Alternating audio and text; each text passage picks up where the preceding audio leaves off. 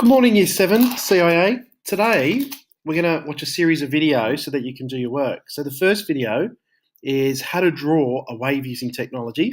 You can do it with your MacBook. And then the first step is going to be drawing the wave and installing it into a Word document. So here we go. The first thing you do is you go up to your search window. And what you do, you can see I've already had a practice and done it. But if you just type in Grapher, every MacBook has graphing software already in there. So you just type in Grapher, open Grapher, and just choose the default margins.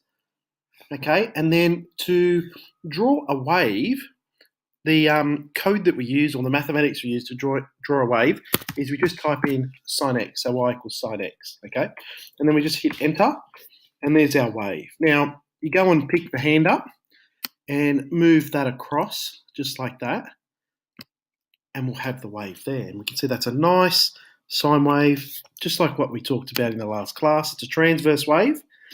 So what we do now is we want to get this wave into a Word document. And the way we do it is like this. On your keyboard, you press Command Shift 4, and you'll see that you'll get the crosshairs coming up. Okay, so that was Command Shift 4.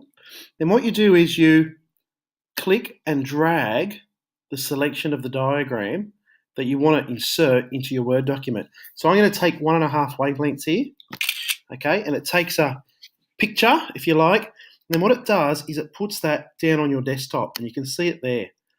That picture's now down on my desktop. So what you do next is you go and open a Word doc. Get away. Go and open a Word doc.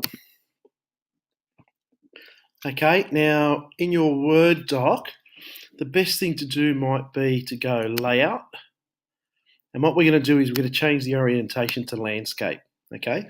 Orientation to landscape. Now, I always press enter a few times before I insert anything, okay? And you'll see I've got my screenshot here. I just pick that up and I place it in my Word doc, and there it is there. I've got my wave in there ready to go.